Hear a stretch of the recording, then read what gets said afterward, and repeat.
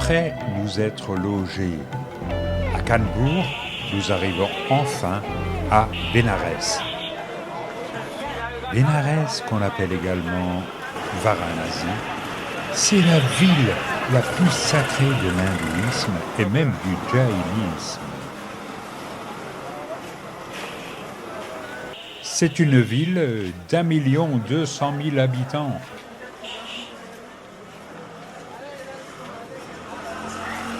C'est une agglomération très anciennement habitée. Nous allons de ce pas vers les Ghats, c'est-à-dire les berges du Gange. En effet, Varanasi est située sur la rive gauche du fleuve. Il faut dire que le Gange, c'est la plus sainte des 7 rivières sacrées de l'Inde. La ville est dédiée principalement à Shiva. Elle est la cité qui accueille le plus de pèlerins en Inde. Il y a aussi beaucoup de gens qui se font incinérer sur les bords de ce fleuve. Pour le moment, nous nous promenons sur les Ghats au bord du fleuve sacré. Demain matin, nous prendrons une embarcation pour voir les choses sous un autre angle. Le matin suivant, pas trop tôt quand même, nous nous rendons à nouveau au bord du Gange. C'est là que nous avons rendez-vous avec notre batelier. La ville de Bénarès est célèbre justement pour ses dizaines de ghats. Ce sont les quais. Il y en a 84 qui s'étirent sur 6,8 km de long de la rive gauche de ce fleuve qui épouse à Bénarès une forme de croissant. Ces ghats, ce sont des escaliers de pierre qui permettent d'accéder au fleuve. Voir Bénarès et mourir est considéré comme une bénédiction. Ceci dit, je ne suis pas pressé. Mourir à Bénarès est réputé effacer tous les péchés et mettre un terme au cycle des renaissances.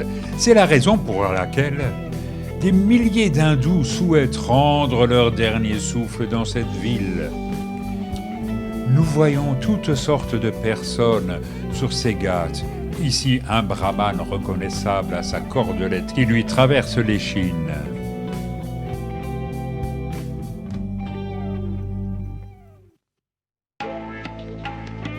Au passage, nous voyons le niveau des crues passer. Il n'y a pas vraiment de monument notable à Bénarès. Néanmoins, il y a quand même beaucoup de temples, 1500 au total. Les palais construits par les Maharajas se succèdent aussi sur les berges. Les eaux du Gange servent aussi à immerger les vaches sacrées et les brahmanes aussi, qui eux ne sont pas incinérés à leur mort. On fait aussi son linge au bord du fleuve, sacré ou non. On fait la toilette des enfants, on leur lave les cheveux et tout le reste. Il faut dire aussi que ces ghats sont un véritable paradis pour les photographes. J'allais oublier, on fabrique aussi des soieries à Bénarès.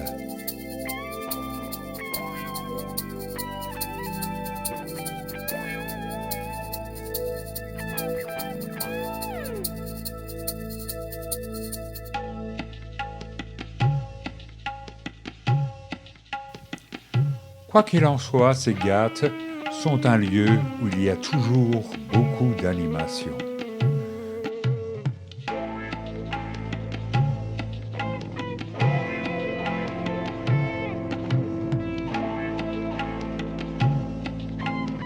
Comme on peut le voir, des familles entières se font promener sur de frêles embarcations.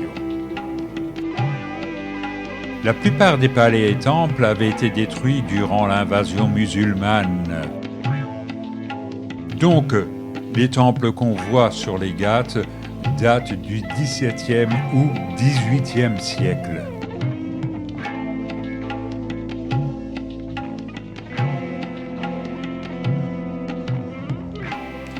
Nous approchons des gâtes qui sont consacrées à la crémation. Mais là, de préférence ne pas approcher avec un appareil photo ou une caméra. On se fait rabrouer tout de suite.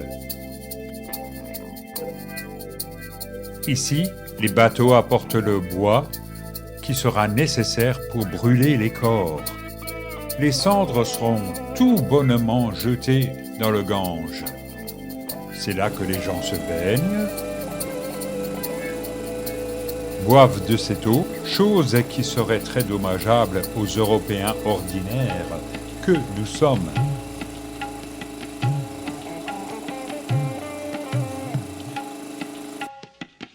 Les eaux du Gange sont un véritable bouillon de culture, mais la gent humaine, comme on peut le constater, s'habitue à tout.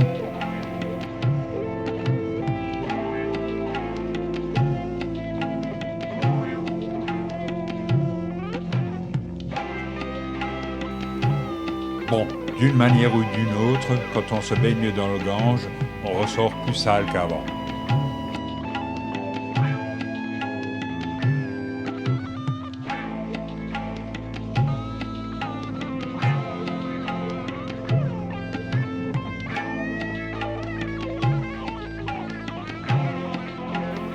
Au fur et à mesure que nous avançons dans la matinée, il y a de plus en plus de monde.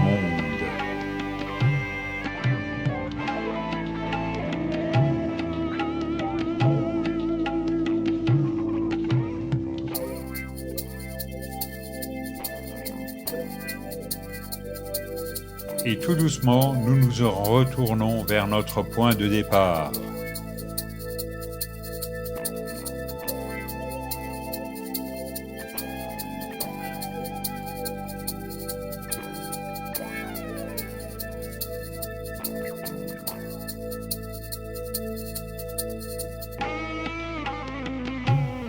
Un peu plus tard, nous nous rendons à un temple dédié au dieu Hanuman. On nous met en garde parce qu'il y a beaucoup de singes et ils peuvent être chapardeurs. Le temple est aussi dédié à Durga, qu'on appelle aussi Kali. Au nord de Bénarès, il y a un quartier qui s'appelle Sarnath. Sarnath fait partie des 4 lieux saints du bouddhisme. C'est le lieu du premier sermon de Bouddha. Tous les bâtiments anciens de Sarnath ont été saccagés par les musulmans. Parmi les ruines notables, on compte le Dhamek Stupa, dont la structure originelle date des 2e et 3e siècles.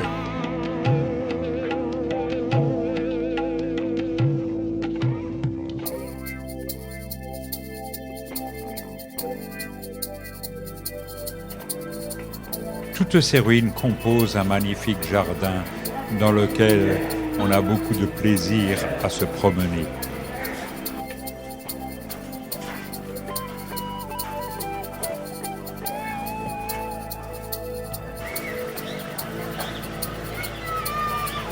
Le bâtiment cylindrique a été remanié et agrandi au 7e siècle.